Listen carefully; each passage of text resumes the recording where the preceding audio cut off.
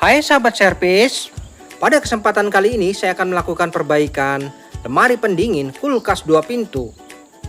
Untuk kerusakan dari kulkas ini, menurut keterangan di ruang refrigeratornya di sini tidak dingin. Oke, saya rasakan ya, di sini memang tidak begitu dingin. Untuk rak-raknya juga tidak dingin. Jadi bahan-bahan makanan yang ada di ruangan ini menjadi rusak. Bisa kita lihat di sini untuk pasukan semut berhasil menembus pertahanan di ruang refrigerator, menandakan bahwa memang benar di ruang refrigerator ini tidak dingin. Oke ya, jadi seperti ini permasalahannya ya. Sampai semut pun bisa masuk. Lalu di ruang freezer. Nah, di ruang freezer di sini memang ada terasa dingin, namun tidak bisa membekukan bahan-bahan yang ada di ruang freezer ini. Jadi ruang freezer ini hanya dingin tapi tidak bisa membekukan. Oke, bisa saya rasakan. Untuk dinding-dinding saya rasakan memang ada terasa hangat. Namun mengapa ya ruang freezer ini menjadi tidak dingin? Oke, saya keluarkan dulu aksesoris yang ada di ruang freezer ini untuk melakukan perbaikan pada kerusakan seperti ini. Kita harus perhatikan dulu di bagian ruang freezer, terutama di bagian evaporatornya. Ya, di bagian ruang freezer pada bagian belakang di sini ada kap penutup pada evaporator. Kita buka dulu. Nah, setelah skrupnya terlepas, di sini tinggal kita tarik perlahan ya. Oke, sudah terlepas untuk kap bagian depannya. Nampak jelas bahwa kinerja fan pada evaporator di sini berfungsi dengan normal. Lalu ada kap lagi di bagian belakang. Di sini adalah kap sirkulasi udara yang dari freezer menuju ke ruang refrigerator. Oke, saya buka dulu. Nah, ini.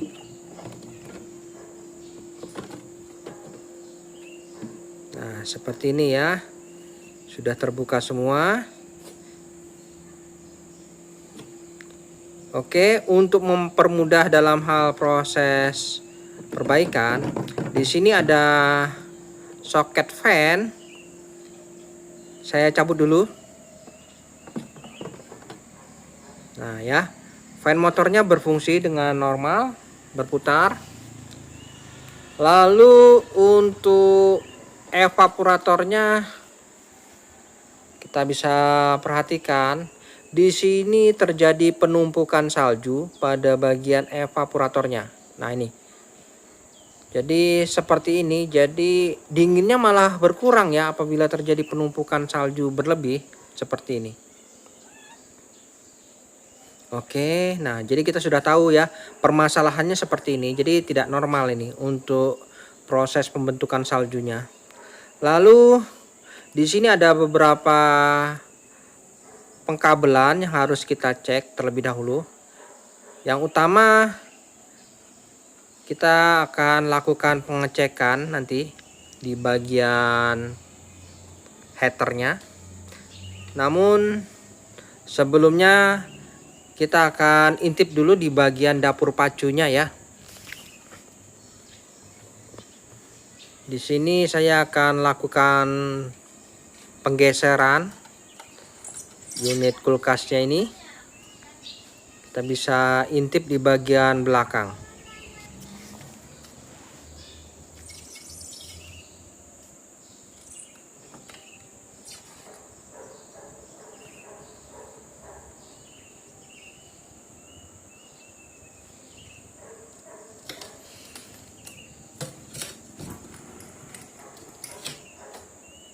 Baik, di sini setelah kita lakukan pergeseran supaya lebih mudah dalam hal proses pengecekan, akan kita lihat dulu.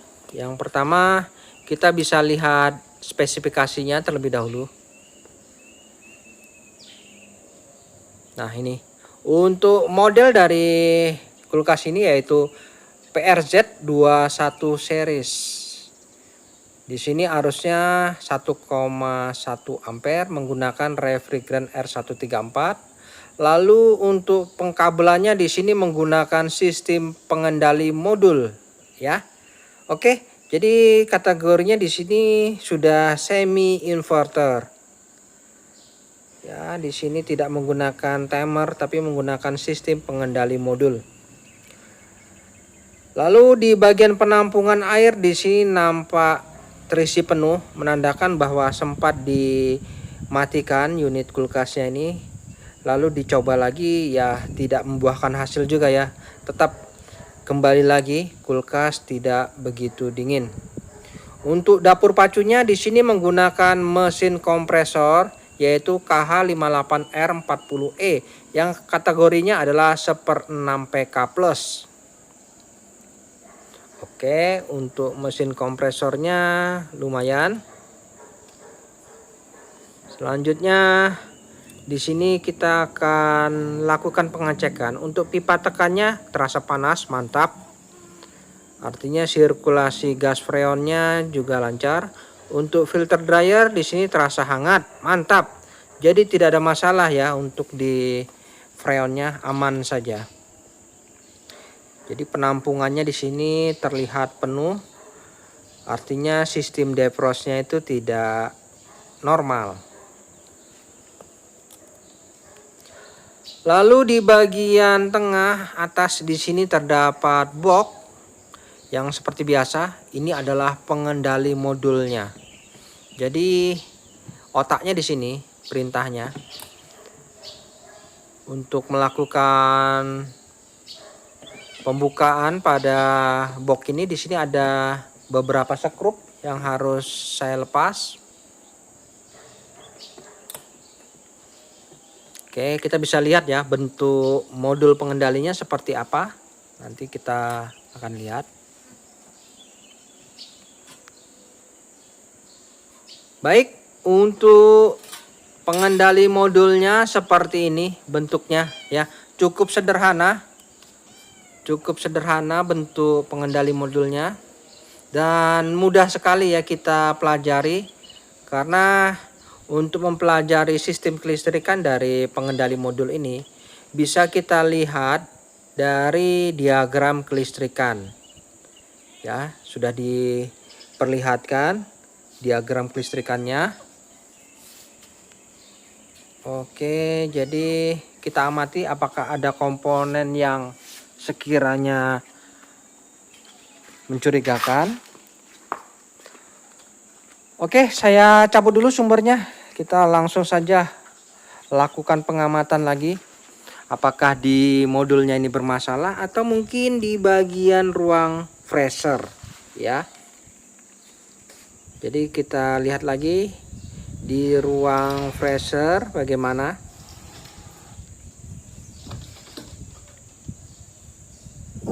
Nah, ini di ruang freezer ya. Di sini untuk proses pembentukan saljunya sudah normal, namun terlalu tebal. Ya, terlalu tebal sehingga sirkulasi udara yang menuju ke ruang refrigerator itu tidak sempurna. Selanjutnya di sini saya akan lakukan pengecekan pada kabel yang ada di sini, contohnya kabel heater ya. Saya akan lakukan pengukuran. Namun karena terjadi penumpukan salju di sini saya coba cairkan sebagian dulu untuk mempermudah dalam hal proses pengukuran.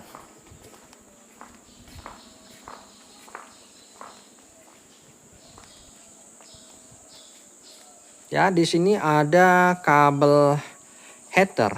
Kita akan lakukan pengukuran terlebih dahulu.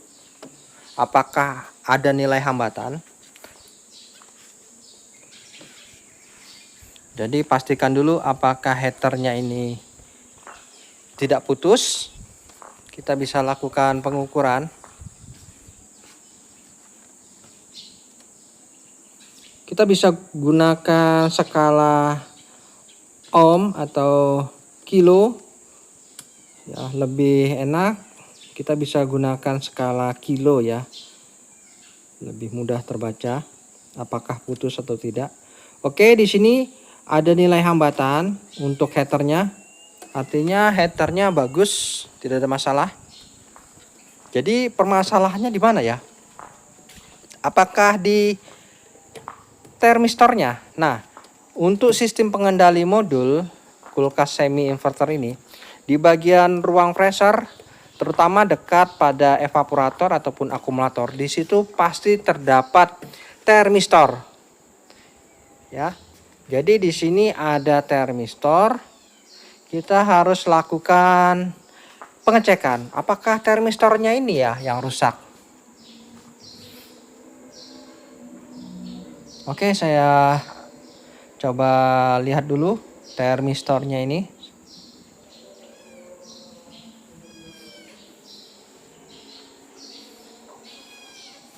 Nah, ini adalah termistornya.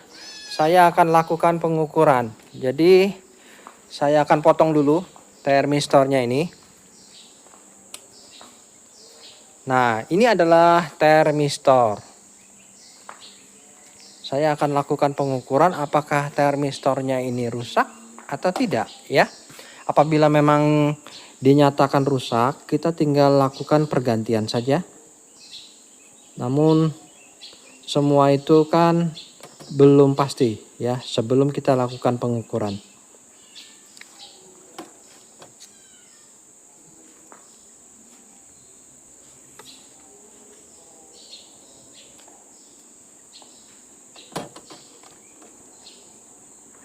Oke, di sini saya akan coba ukur apakah ada memiliki nilai hambatan. Biasa untuk termistor ini ukurannya kilo ya. Jadi kira-kira berapa kilo?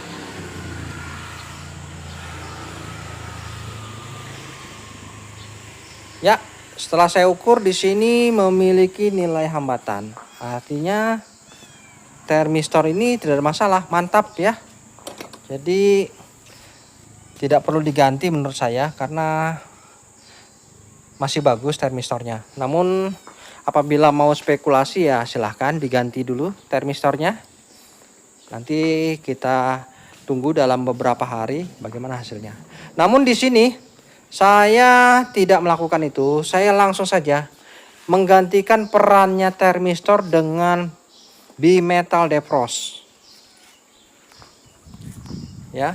Saya gantikan perannya termistor dengan bimetal defrost. Apakah bisa? Ya, ini kita ganti dulu termistornya ini dengan bimetal defrost.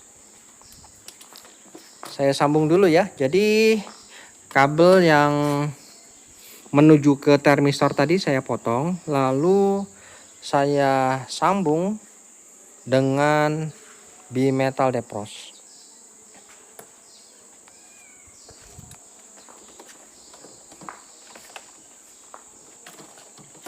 Oke, saya lakukan penyambungan terlebih dahulu untuk bimetal defrostnya.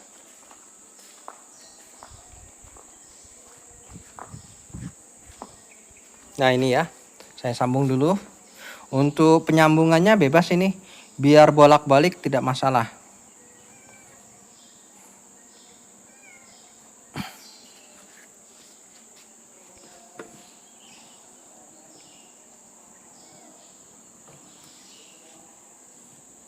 Dan setelah dilakukan penyambungan, jangan lupa kita isolasi kembali ya.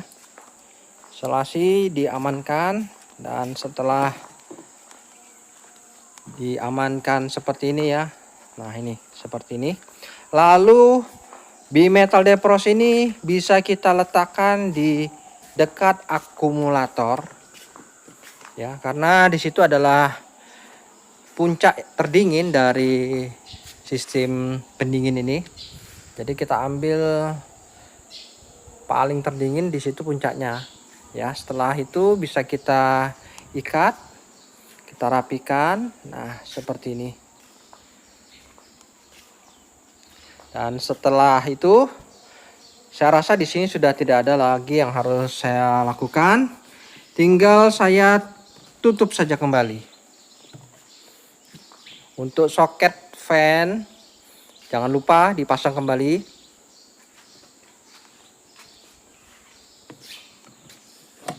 Nah, jadi untuk ruang freezer di sini saya hanya melakukan pergantian termistor dengan bimetal defrost.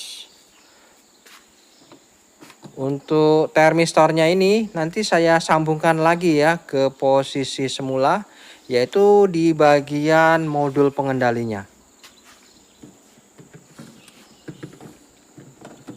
Nah, ini kap-kapnya di ruang freezer saya kembalikan dulu ya, karena tidak ada lagi yang perlu saya lakukan di ruang freezer.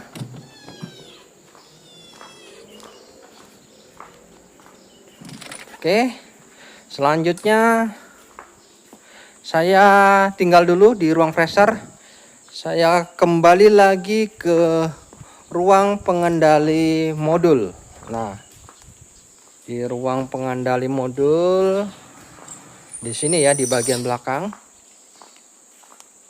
Di pengendali modulnya kita akan lakukan modifikasi.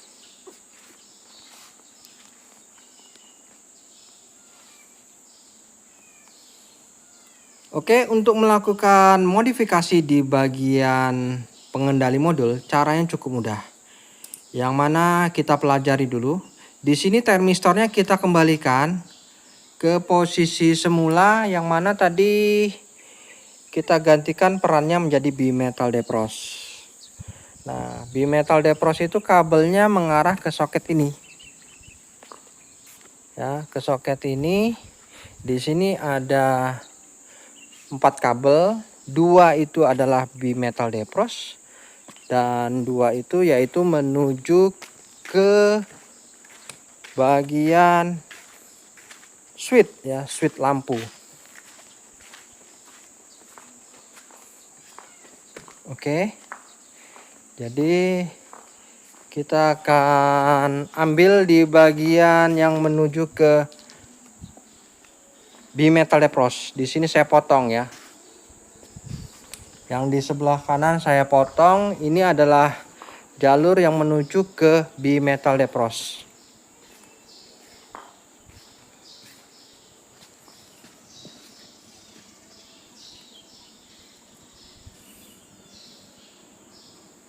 Oke, lalu termistornya saya pasangkan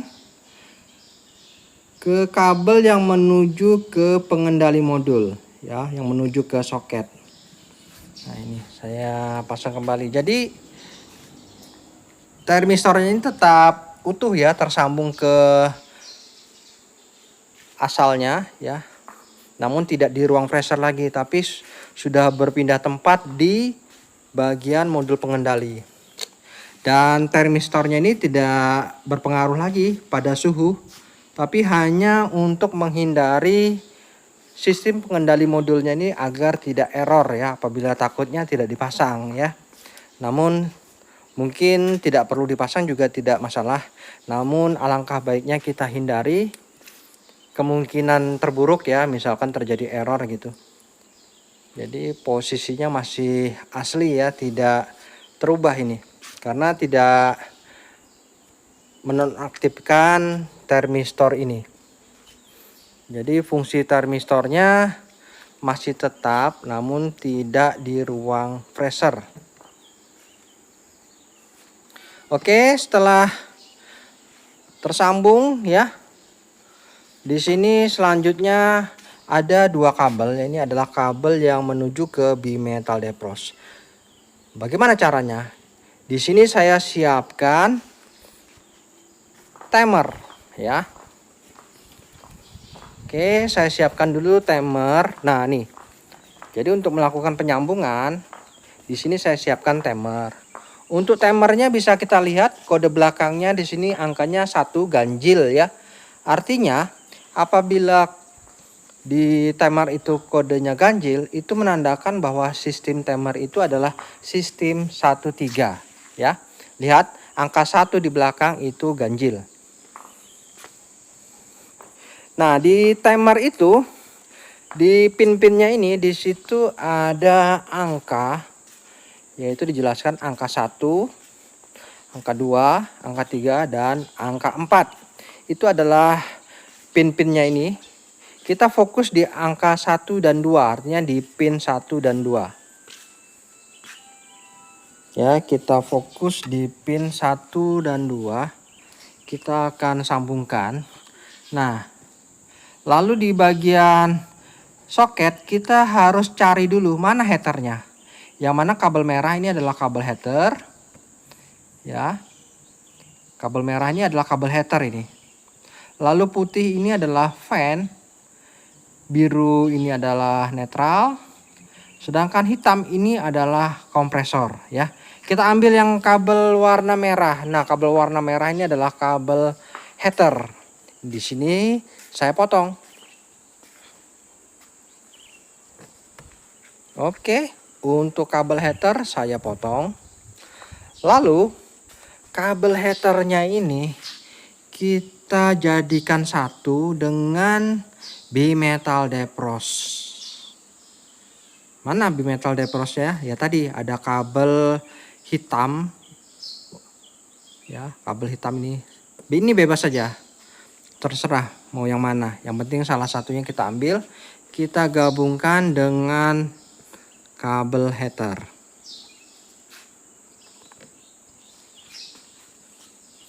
Oke, setelah tersambung, selanjutnya tinggal kita lakukan penyolderan.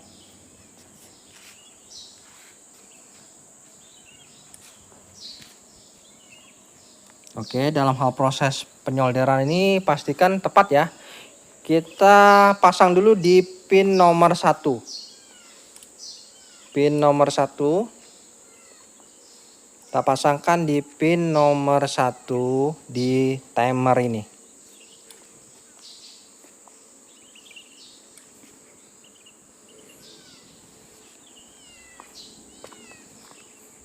Nah, ini saya pasang dulu di pin nomor 1 di timer. Dan setelah itu kita fokus lagi di pin nomor 2 ya.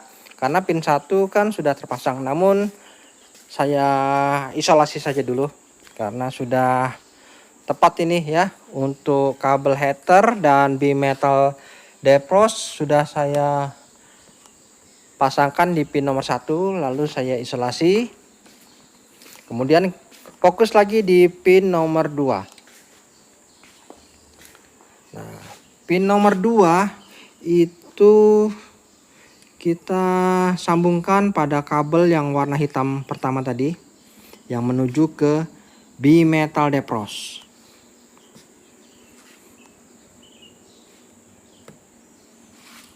Oke, ini ya. Ini adalah kabel yang menuju ke bimetal depros. Kita sambungkan pada pin nomor 2.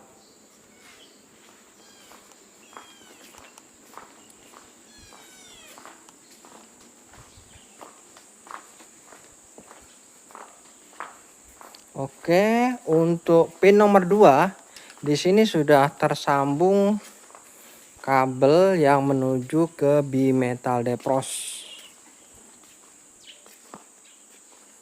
Nah, selanjutnya saya isolasi dulu.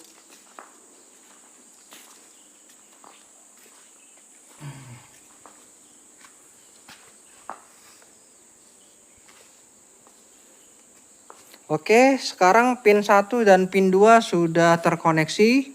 Selanjutnya kita lanjut ke pin nomor 3. Nah, untuk melakukan penyambungan pin nomor 3, di sini karena kabelnya perlu yang agak panjang.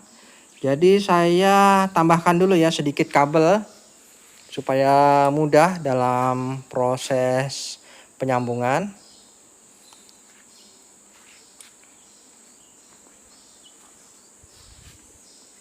Oke, ini adalah pin nomor 3. Di sini saya isolasi dulu pin nomor 3 ini.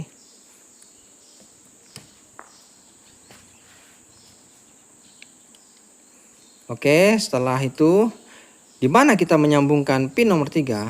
Nah, oke. Dia antara kabel sumber masuk ya. Di situ kita akan lakukan penyambungan. Oke, di sumber masuk ya. Yang mana di sumber masuk utama di sini ada kabel coklat, ini adalah fase, biru adalah netralnya. Kita ambil di kabel warna coklat ya. Nah, ini adalah fasenya, kita ambil di sini. Di sini jangan dipotong, tapi kita kupas sedikit. Kita sambungkan pin nomor 3. Jadi timer ini memerlukan fase.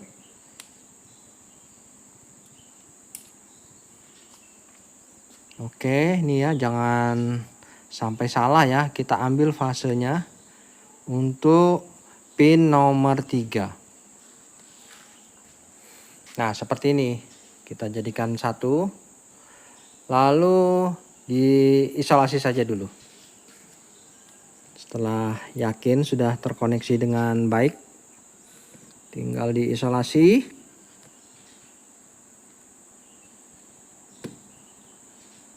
Oke, sudah ya. Dan yang terakhir di sini untuk pin 1, 2, 3 sudah, tinggal pin nomor 4.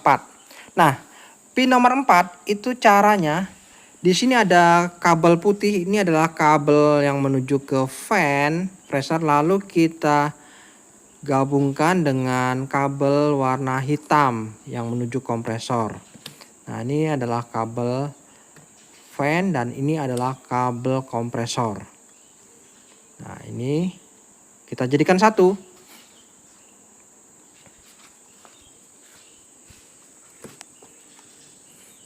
Oke, untuk kabel fan dan kabel yang menuju kompresor ini bisa kita jadikan satu saja.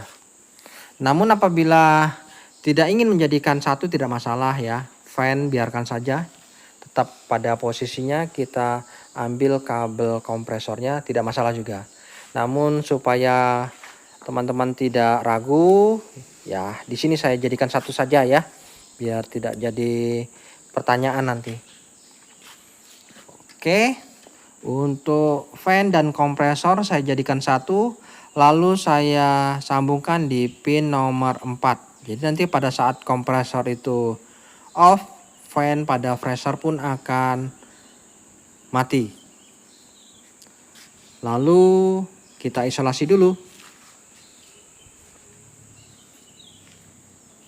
Oke, proses penyambungan saya rasa sudah selesai. Nah, seperti ini.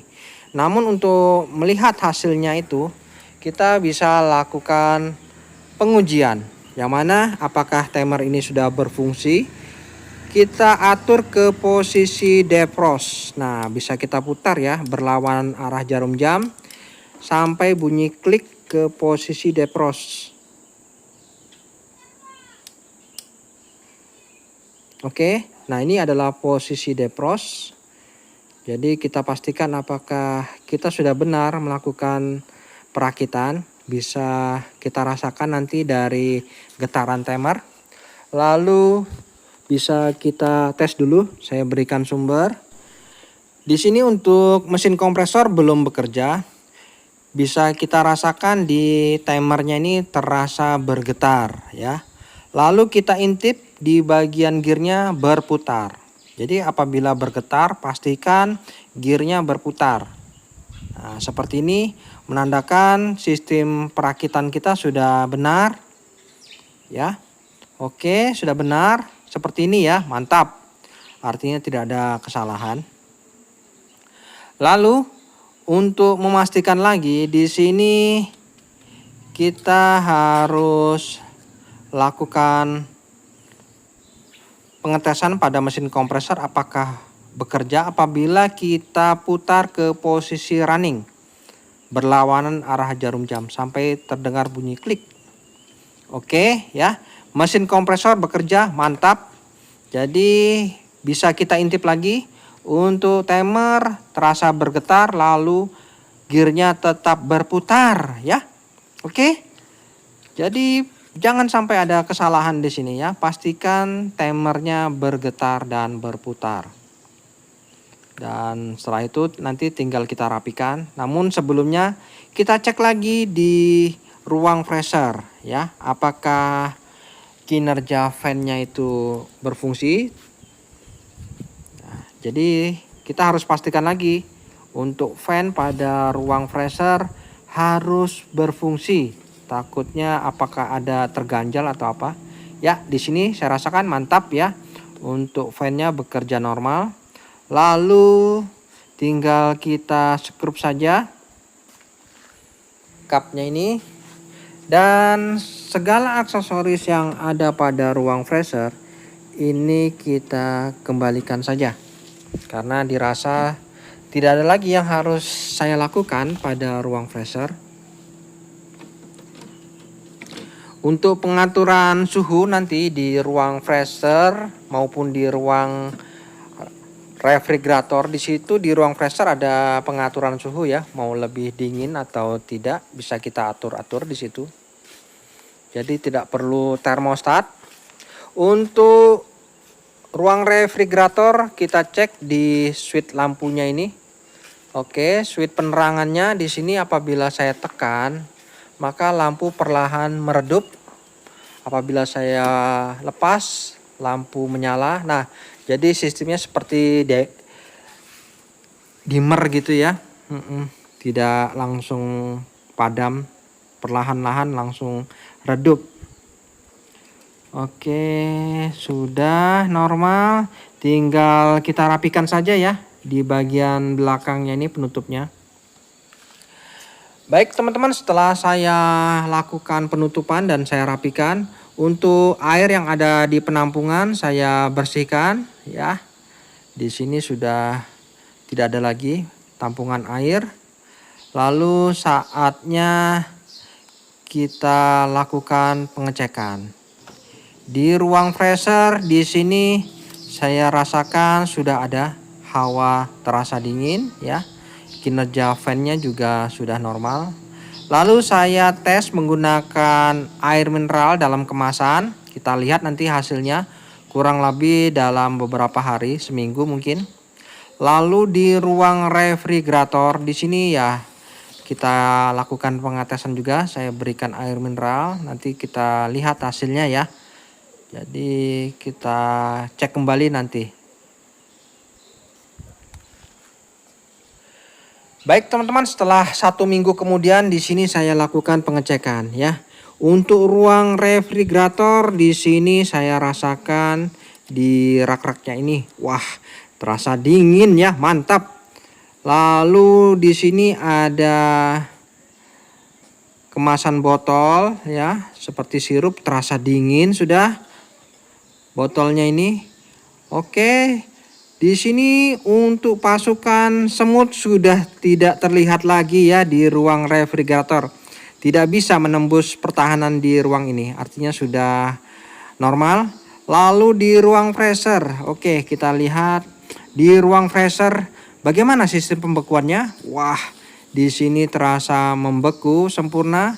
Lalu air mineral yang kita lakukan pengetesan di sini juga sudah mengeras, membeku dengan sempurna ini ya. Oke, jadi untuk ruang freezer proses pembekuannya mantap. Oke, jadi untuk perbaikan kulkas ini sudah selesai. Baik teman-teman, sampai di sini dulu perjumpaan video saya dan kita akan ketemu lagi pada video-video saya selanjutnya. Sampai jumpa.